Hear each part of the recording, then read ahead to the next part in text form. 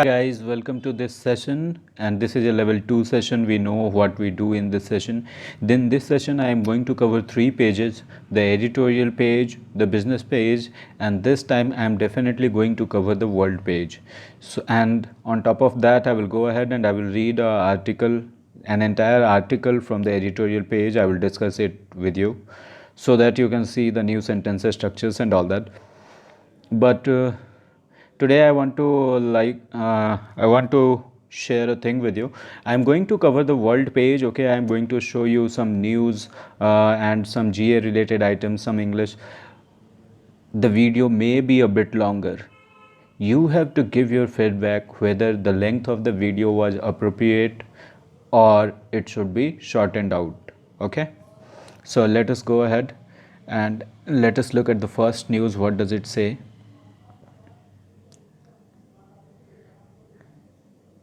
रफ़ाइल is a reminder. Okay, Rafale एक reminder है किस चीज़ का? फोकस ऑन प्रोक्योरमेंट पे फोकस करो. एंड डिफेंस चैलेंजेस, डिफेंस के जो चैलेंजेस हैं इन चीज़ों पे फोकस करो. प्रोक्योरमेंट मुझे पता है, आपको पता है, ये रफ़ाइल के प्रोक्योरमेंट के बारे में बात कर रहा है. And now let us look at something from the polity section. What does it say? What the 10th schedule signifies? 10th schedule. What is the 10th schedule of the constitution? I have taught you guys. You have to go ahead and answer it in the comment box. कि 10th schedule of the Indian constitution क्या कहता है? What does it state? Its underlying ethos is noble. Noble मतलब अच्छा है. ये जो word है ETHOS, एथॉस. ओके, अब एथॉस का मतलब क्या होता है? एथॉस का मतलब होता है योर वैल्यूज़, आपके जो मूल्य हैं. अब मूल्य क्या मतलब? आपके जो संस्कार हैं, ठीक है ना, आपका जो प्रिंसिपल है, बोलते हैं ना, तो वो चीज़ हो गया एथॉस. काफ़ी इंपॉर्टेंट वर्ड है, आपसे पूछा जा सकता है या कहीं पे आपको क्लोज टेस्ट में इसको भरना पड़ सकता है. तो it's underlying ethos is noble, मतलब 10th शेड्यूल के अंडरलाइंग मतलब जो इसके बेस में जो इसका मूल्य है, जो इसके अंदर का जो मूल्य है वो तो नोबल है. But a new political context, लेकिन एक नया पॉलिटिकल संदर्भ आ गया है, एक नया पॉलिटिकल कंटेक्स्ट आ गया है, एक नया पॉलिटिकल एस्पेक्ट आ गया है जिसने क्या कर दिया है? Has made it's relevance questionable. इसका रेलेवेंस, यह कितना उपयोगी है, इसकी उपयोगिता, इसका आप क्वेश्चन मार्क लगा दिया है. ओके, तो ये मेरे ख्याल से ये राजस्थान में जो ये काम चल रहा है उसके ऊपर है कि दल कैसे किसी को निकाल सकता है, कोई दल कैसे छोड़ सकता है. और 10th शेड्यूल है ही एंटी डिफेक्शन का. आप जाके उसको एक बार देखिएगा, कई बारी एग्ज़ाम में पूछा गया है 10th शेड्यूल. एक और आप आर्टिकल देखो जो जियो पॉलिटिक्स और इंडिया के डिफेंस से रिलेटेड है. मिलिटराइजिंग अंडमान्स, अंडमान निकोबार को मिलिटराइज करने की बात हो रही है, वहाँ आर्मी बेस ये सब बनाने की बात हो रही है. There is merit in collaborating with Indo Pacific partners. ठीक है ना, इंडो पैसिफिक मतलब इंडियन ओशन में जो जो कंट्रीज हैं और पैसिफिक ओशन का जो रूट है ये पूरा मिला के इंडो पैसिफिक रीजन कहलाता है. तो जब आप अंडमान को मिलिटराइज करेंगे तो हो सकता है इंडो पैसिफिक के कुछ कंट्रीज़ के साथ वहाँ पार्टनरशिप करें आप. तो देयर इज़ मेरिट, इस बात में मेरिट है. मेरिट है मतलब पॉइंट है किस चीज़ में? इंडो पैसिफिक पार्टनर्स के साथ कोलैबोरेट करने में, पार्टनरशिप करने में आइलैंड्स में. But it will entail information sharing too, लेकिन ये अपने साथ क्या क्या इंक्लूड करेगा? इंफॉर्मेशन शेयरिंग भी इंक्लूड करेगा. So any information which India gathers from this area उसको शेयर करना पड़ेगा. तो entail, if something is entailing something means that is including something. Alright, now let us see human rights से related एक news है. India must speak up for human rights. कहाँ पे? At UNSC. ठीक है ना. अब देखो यहाँ पे ऐड लगाया है क्योंकि UNSC के मंच पर, UNSC के प्लेटफॉर्म की बात कर रहा है ये. और UNSC क्या है? United Nations security council. Bye improving its own record, अपना एक और रिकॉर्ड को खुद ही इम्प्रूव करके ह्यूमन राइट्स के फील्ड में जो इसका ओन रिकॉर्ड है. And speaking up against violations globally, और ह्यूमन राइट वायलेशंस जो हो रहे हैं ग्लोबली उसके खिलाफ बोलकर new Delhi can provide leadership. New Delhi leadership provide कर सकता है दुनिया को। Let us look at one more headline here. कल हम लोगों ने पढ़ा था इकोनॉमिक इम्पैक्ट से रिलेटेड एक चीज़, सिटीज़ पे इकोनॉमिक इम्पैक्ट क्या हो रहा है उसके लिए एक ऑर्गेनाइजेशन बनाया गया है। India needs a robust EIA process. ये जो EIA प्रोसेस है, इकोनॉमिक इम्पैक्ट असेसमेंट का जो प्रोसेस है, अभी ये जो प्रोसेस है ये एक अलग चीज़ है। इकोनॉमिक इम्पैक्ट असेसमेंट, समझ गए ना। इकॉनमी पे किसी भी बिज़नेस का क्या इम्पैक्ट हो रहा है, कोई नए प्रोजेक्ट का क्या इम्पैक्ट हो रहा है, उसी का असेसमेंट का ये प्रोसेस है। तो जो लिखने वाला है वो क्या कहता है कि इंडिया को और रॉबस्ट प्रोसेस चाहिए, मतलब इसको कोई आसानी से तोड़ मरोड़ ना सके। The government must take into account, this means the government must consider, ठीक है ना। टेक इन टू अकाउंट कई बार देख चुके हैं हम लोग। क्या कंसिडर करना चाहिए? The criticism and improve the draft. ये जो ड्राफ्ट आया है, ड्राफ्ट मतलब एक जो आप कोई भी चीज़ जब फेयर करते हैं उससे पहले एक रफ ड्राफ्ट बनाते हैं, उसी को हम बोलते हैं। तो जब बिल बाद में आएगा या कोई भी नियम जब बाद में आएगा उससे पहले एक उसका मोटा मोटी ड्राफ्ट आ जाता है। तो उस ड्राफ्ट के क्रिटिसिज्म को कंसिडर कीजिए और उस ड्राफ्ट को इम्प्रूव कीजिए। आज मैंने सोचा था पहले ये आर्टिकल पढ़ाऊँगा, but today we will go ahead and we will read this article which is related to India's defense and related to defense procurements. So before that, let me move to that business page and let me see what is there which can be discussed.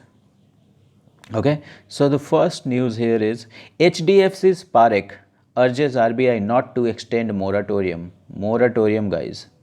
ये जो अभी आपने देखा है कि because of that COVID-19 pandemic, what has happened that those people who have taken loans, okay, and their business is shut down, so how will they pay their installments?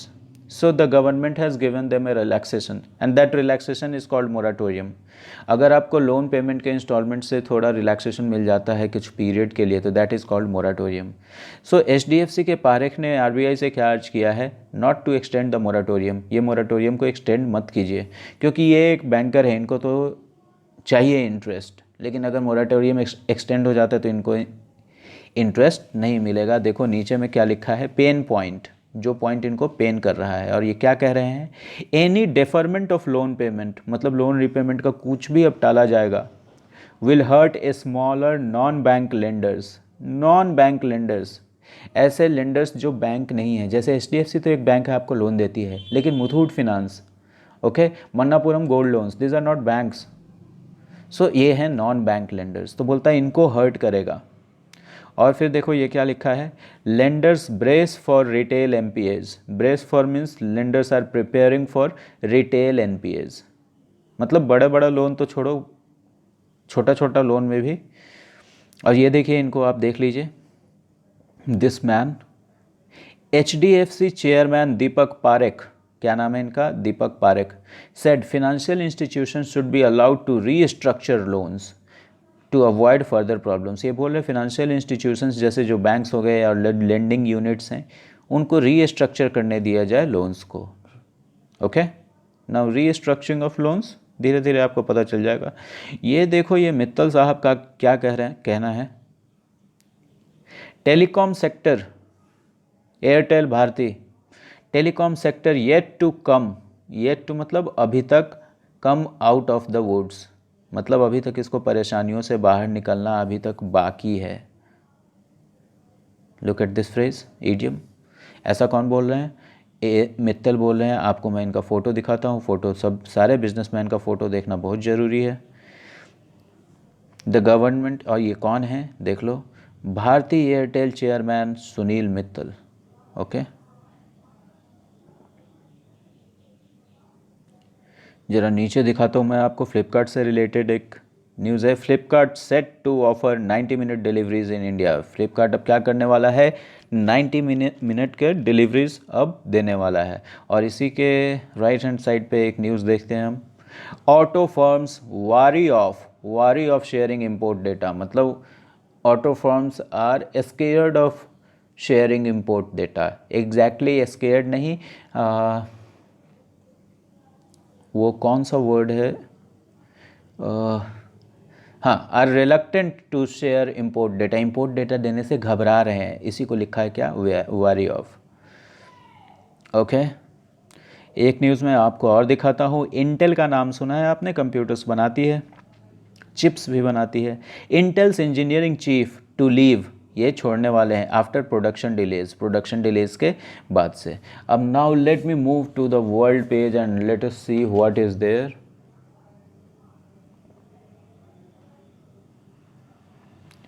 Okay, so the first news is China halts Hong Kong extradition with UK, Canada and Australia। Hong Kong का जो extradition है UK, Canada, Australia से China ने क्या कर दिया, उसको रोक दिया है। और ज़रा ये देखो, एक औरत है जो किसी बोट में, एक लेडी है जो किसी बोट में है and she is going somewhere, must be going somewhere. A woman takes a ferry ride, देखो फेरी राइड इसी को बोलते हैं, इन विक्टोरिया हार्बर फ्रॉम, ठीक है ना, फेरी राइड। और कभी कभी फेरी को हम वर्ब की तरफ भी इस्तेमाल करते हैं, जैसे पीपल आर फेयरिंग गुड्स और the ships are fairing goods, ठीक है ना, आपने देखा है इसको। Ex Malaysian PM Najib sentence to 12 years in prison, जरा देख लो इसको भी, आपके जीए में पूछा जाएगा। ये बेचारे बहुत अफसोस में है, उनका नाम है नजीब रजाक, आपको याद रहेगा ये।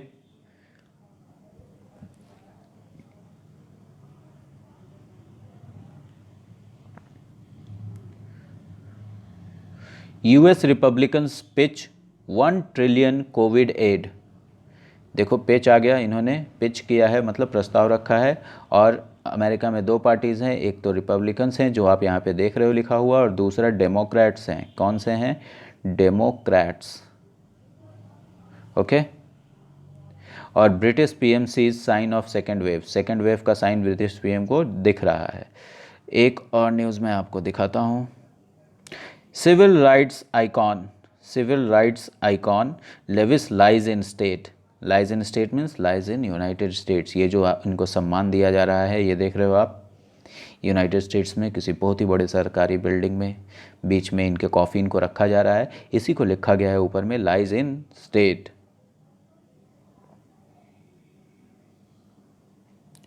ओके, और एक मैं आपको यहाँ पे और दिखा देता हूँ। Iran fires missile at replica aircraft. Replica मैंने आपको बताया था हूबहू जो ऐसा चीज़ रहे, तो एक एयरक्राफ्ट के मॉडल पे, रेप्लिका पे ईरान ने क्या किया, मिसाइल फायर किया। कहाँ से? एयरक्राफ्ट कैरियर के रेप्लिका पे। एयरक्राफ्ट कैरियर मतलब वो जो जहाज़ होते हैं, जो नेवी के शिप्स होते हैं, जो एयरक्राफ्ट को कैरी करते हैं, वैसे एयरक्राफ्ट कैरियर के रेप्लिका पे ईरान ने चॉपर से, हेलीकॉप्टर से मिसाइल फायर किया है। ऑलराइट, एयरक्राफ्ट आपको पता है इसका सिंगुलर भी एयरक्राफ्ट होता है और प्लूरल भी एयरक्राफ्ट होता है। ऑलराइट, और रेप्लिका से ही बना है, रेप्लिकेट मतलब किसी भी चीज़ को दोहरा देना। तो now let me go to that editorial section and let me discuss this headline for you, the Rafale news. Okay, before I move ahead, let me check the time. Yes, we have sufficient time. So let us see what the writer is saying. The unusual fanfare surrounding the arrival of 5 Rafale fighters from France is a cautionary tale at many levels. बोल रहा है कि ये जो रफ़ाइल अभी आया है, तो इसके ऊपर आप देख रहे हो ना कितना एक्साइटमेंट है न्यूज़ चैनल्स में and everywhere, we have got the Rafale and we can do this, और दुश्मन के हम दांत खट्टे कर देंगे और ऐसा तो इसी को फ़ैन फेयर बोला गया है। जैसे एक फ़ैन बिहेव करता है वैसे ही हम लोग बिहेव कर रहे हैं। तो ये जो अनयूजुअल एक्साइटमेंट है जो 5 रफ़ाइल्स के अराइवल को सराउंड कर रहा है फ्रांस से, ये क्या है? एक कॉशनरी कहानी है, ठीक है ना, एक मतलब चेतावनी देने वाली कहानी है बहुत सारे लेवल्स पे। The first is the context of the border confrontation with China. जो पहला लेवल है वो है चाइना के साथ बॉर्डर कन्फ्रंटेशन मतलब ये जो टकरार हो रहा है, इसका संदर्भ। So long as Beijing refuses to restore status quo. So long as मतलब जब तक, बीजिंग एज लॉन्ग एज पढ़ते हैं आप, यहाँ पे देखो आप सो लॉन्ग एज का कैसे, जब तक बीजिंग रिफ्यूज़ करते रहता है किसको?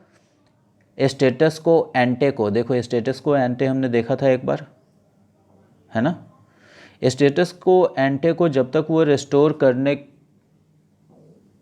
करने के लिए इनकार करता रहता है, along the line of actual control India must retain जब तक ये ऐसा करते रहता है, स्टेटस को नहीं मानते रहता है, इंडिया को क्या करना चाहिए? Must retain a degree of military readiness, military की तैयारी रहे। ये एक डिग्री, एक मिलिट्री के तैयारी का एक डिग्री इसको मेंटेन करके रखना चाहिए एज ए बार्गेनिंग चिप और as a contingency for further violence. अब बार्गेनिंग चिप क्या होता है? मैंने आपको बताया था कि आपने फिल्म में आप देखते हैं जो जुआ खेलते रहते हैं जो बड़े बड़े कैसीनोज में, तो वहाँ पे चिप्स रखते हैं, पैसे नहीं रखते हैं। तो आपको बार्गेन करने के लिए कुछ मुद्दा होना चाहिए ना, कोई इशू होना चाहिए।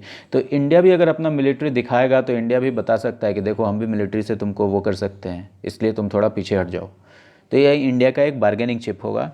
और क्या हो सकता है, आगे अगर कोई वायलेंस हो रहा है तो उसके लिए इंडिया का ये कंटिजेंसी हो सकता है, मतलब इमरजेंसी के दौरान लिया गया step. 2. The Rafales represent the first strategically significant upgrade in India's air power indicates. India के एयर पावर में रफाल क्या रिप्रेजेंट कर रहा है? कई डिकेड्स में पहला strategic significant upgrade, strategically important upgrade कई डिकेड्स में पहली बार हुआ है। While India is also fast tracking the purchase of Russian MiGs and Sukhois, Russian MiGs and Sukhois, these are two fighter planes. तो इंडिया इनके भी परचेज को क्या कर, इनके भी प्रोक्योरमेंट को, इनके भी देखो यहाँ पे प्रोक्योरमेंट की जगह पे परचेज ही लिख दिया है, ओके। तो इंडिया इनके भी परचेज को क्या कर रहा है? फास्ट ट्रैक कर रहा है। वन हैज़, जब इंडिया इनके भी परचेज को फास्ट ट्रैक कर रहा है, one has already been pensioned out of the arsenal and the other serves as a second stranger for the Chinese air force. अब ये जो मिग्स हैं इनको इंडिया अपने स्क्वाड्रन से बाहर कर चुका है, अपने आर्सेनल से, मतलब हथियारों का जो इसका कलेक्शन है, इसका जखीरा है, आर्सेनल, इससे क्या कर चुका है? मिक्स को पहले ही बाहर कर चुका है। जो दूसरा है वो कैसा है? Second stringer for the Chinese air force, Chinese air force के लिए वो सेकेंड लेवल का है, okay. 3. The importance attached to the Rafale and attempts to fast track the subsequent batches is a reminder of the slowness of India's procurement system. कहता है क्या कि importance जो ये अटैच किया गया है रफाइल्स के साथ, और ये जो प्रयास किए जा रहे हैं सब्सिक्वेंट बैचेज, मतलब आने वाले जो बैचेज हैं उसको फास्ट ट्रैक करने के लिए, ये किस चीज़ का रिमाइंडर है? ये किस चीज़ को रिमाइंड कराता है? The slowness of India's procurement system, India के प्रोक्योरमेंट सिस्टम के धीमेपन का है। इतना धीमा चला, इतना लेट हो गया कि अब सब कुछ जल्दबाजी में करना चाह रहे हैं। एक तो ये इस चीज़ का रिमाइंडर है, दूसरा किस चीज़ का रिमाइंडर है? The question marks over its indigenisation drive, indigenous से बना है, स्वदेशीकरण का ये इंडिया का जो ड्राइव है, ये जो आंदोलन है, ये जो कहते हैं कि हम सारा चीज़ स्वदेशी बनाएंगे, उस पर भी ये एक बड़ा क्वेश्चन मार्क है। India had the luxury of putting defence procurement and reforms on the back banner. देखो, हैड द लग्जरी ऑफ, जब कोई चीज़ आप कर रहे हैं, कैसे मैं इसको समझाऊं? मान लो कि कोई बहुत ही बड़े बिजनेसमैन का बेटा है, वो अगर काम ना भी करे तो उसको कोई दिक्कत नहीं है, उसके बाप के पास अरबों की संपत्ति है, बैठेगा और एंजॉय करेगा, और वो ना भी पढ़े तो कोई दिक्कत नहीं है, वैसे पढ़ना तो उसको भी है। लेकिन अगर आप नहीं पढ़ते हैं तो you do not have that luxury, आपके पास वो लग्जरी नहीं है। तो इंडिया के पास भी लग्जरी था किसी चीज़ का, डिफेंस प्रोक्योरमेंट को बैक बर्नर पे डालने का, मतलब ज़्यादा ध्यान नहीं देने का। किस बात का लग्जरी था? After all it enjoyed military superiority against Pakistan. ये सोचता था पाकिस्तान ही हमारा एक एनिमी है और इसके खिलाफ तो हम मिलिट्रली सुपीरियर हैं ही। तो इंडिया के पास इस बात की लग्जरी थी कि चलो पाकिस्तान से तो हम निपट लेंगे। And had a military restaurant understanding with China, restaurant control, एक मिलिट्री कंट्रोल का अंडरस्टैंडिंग भी था चाइना के साथ। तो इन दोनों बातों की लग्जरी थी, इसीलिए इंडिया डिफेंस प्रोक्योरमेंट को थोड़ा कम ध्यान दिया, बैक बर्नर पे रख दिया। The Balakot dog fights showed that, the Balakot dog fights, ये जो फाइटर प्लेन्स लड़ते हैं ऊपर में आसमान में, उसको बोलते हैं डॉग फाइट। क्यों? क्योंकि ज़मीन पे जब कुत्ते भी लड़ते हैं तो आप देखते हैं 4-5 कुत्ते लड़ते हैं, कोई किसी के ऊपर से निकल जाता है, कोई किसी के अंदर से निकल जाता है, अजीब तरीके से वो करते हैं, फिर अलग हो जाते हैं, फिर जुड़ जाते हैं। बिल्कुल फाइटर प्लेन्स उसी तरीके से लड़ते हैं, इसीलिए फाइटर प्लेन्स को फाइट्स को क्या बोलते हैं? Dog fights. The Balakot dog fight showed that at best India had technological parity with China. मतलब कि अगर इंडिया अपने बेस्ट पे है तो इंडिया कम से कम उससे ऊपर तो है ही। Galwan valley has shown Beijing no longer feels the need to be constrained by the past 45 years. Galwan valley ने हमें क्या दिखा दिया कि बीजिंग अब तैयार नहीं है कंस्ट्रेन्ड रहने के लिए, मतलब लिमिटेड रहने के लिए पास्ट 45 ईयर्स से, मतलब 45 सालों से आपकी अच्छी दोस्ती चल रही है, उसकी वजह से बीजिंग अब नहीं रुकेगा, वो कंस्ट्रेन्ड नहीं रहेगा। The Indian political system has been more concerned about accusations of scandals regarding arms purchase than what the weapons meant for national security. जो इंडिया का पॉलिटिकल सिस्टम है ये ज़्यादा कंसर्न इसलिए रहता था, पॉलिटिकल पार्टीज जो गवर्नमेंट में रहती थी, कि डिफेंस का कोई डील करते हैं तो स्कैंडल का आरोप ना लग जाए, स्कैंडल का आरोप ना लग जाए, स्कैंडल का आरोप ना लग जाए, ठीक है ना, एक्यूजेशंस ऑफ स्कैंडल्स। किसके बजाय? Than what the weapons meant for national security, इस पे ध्यान देने के बजाय कि इस वेपन का क्या मीनिंग है नेशनल सिक्योरिटी के लिए, क्या इंपॉर्टेंस है, इसके बजाय वो एक्यूजेशन न लग जाए स्कैंडल का, इस बात पे ध्यान देते थे। It is telling that the Rafales, देखो कैसे लिखा है, it is telling that the Rafales are the first tangible result of a fighter contract that was first unveiled in 2007। Rafale क्या है? पहला टेंजिबल रिजल्ट है। देखो टेंजिबल उस चीज़ को बोलते हैं जिसको आप छू सकते हो, ठीक है ना, जिसको आप पकड़ सकते हो, कोई प्रोडक्ट। मैं आपको क्या दे रहा हूँ? आपको गाइडेंस दे रहा हूँ, आपको कुछ नॉलेज दे रहा हूँ, ये टेंजिबल चीज़ नहीं है। लेकिन मैं अगर आपको एक पेन दे दूँ तो that is a tangible thing. तो अभी तक इंडिया का जितना भी फाइटर कॉन्ट्रैक्ट, ये जो फाइटर कॉन्ट्रैक्ट हुआ जो पहले अनवील किया गया 2007 में, देख लो 2020 में आ रहा है रफ़ाल, 13 इयर्स, तो ये पहला टेंजिबल रिजल्ट है। मतलब अभी तक तो सिर्फ नेगोशिएशन ही चल रहा था, 5 रफ़ाल आ गया तो अब आपके पास ये टेंजिबल रिजल्ट आ गया। टू इट्स क्रेडिट, मतलब इनके क्रेडिट को, मतलब इनके क्रेडिट में, the Narendra Modi government has implemented several defence reforms. मतलब ये नरेंद्र मोदी गवर्नमेंट को इस बात का क्रेडिट जाना चाहिए कि इसने कई सारे गवर्नमेंट डिफेंस रिफॉर्म्स को इंट्रोड्यूस किया है, इम्प्लीमेंट किया है। इसको देखो लिखा कैसा है, टू इट्स क्रेडिट, मतलब to the credit of Narendra Modi government. But the gap has been its focus on weapons indigenisation, where Make in India focus may not be adequate to address the quality needs of the armed forces।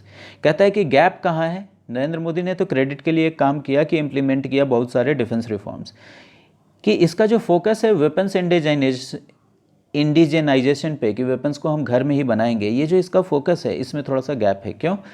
क्योंकि जो make in India programme है ये क्या करता है, इस पे जो फोकस है ये एडिक्वेट हो सकता है ना हो आर्म्ड फोर्सेस के क्वालिटी के नीड्स को देखते हुए। ओके, आप अगर आज फाइटर प्लेन बनाना शुरू करते हैं तो कई सालों का R&D लगता है, आप कई सालों तक एक्सपीरियंस गेन करते हैं, तब जाके आप world class fighter planes produce करना शुरू करते हैं। But with the change security environment, लेकिन बदले हुए सिक्योरिटी इन्वायरमेंट में, but with the change security environment the question has to be asked, ये क्वेश्चन पूछा जाना चाहिए, क्या in case of offensive platforms this priority makes sense, कि क्या जब ऑफेंसिव, जब लड़ाई चलने वाला प्लेटफॉर्म हो सकता है, ऑफेंसिव प्लेटफॉर्म हो सकता है, तो उस समय जो आपका ये प्रायोरिटी है कि हम घर में ही हथियार बनाएंगे, दिस प्रायोरिटी मेक्स सेंस, क्या ये सेंस बनाता है?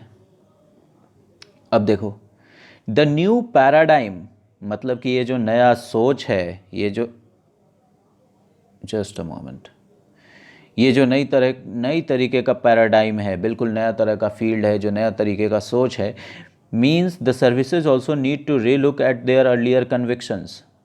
अब ये जो नया तरीके का सोच है, नया तरीके से काम होने का पूरा तरीका चल रहा है, ये क्या मीन करता है कि ये जो सर्विसेज है, आर्मी, एयरफोर्स, इनको भी लुक करना चाहिए किस चीज़ पे? अर्लियर कन्विक्शंस पे।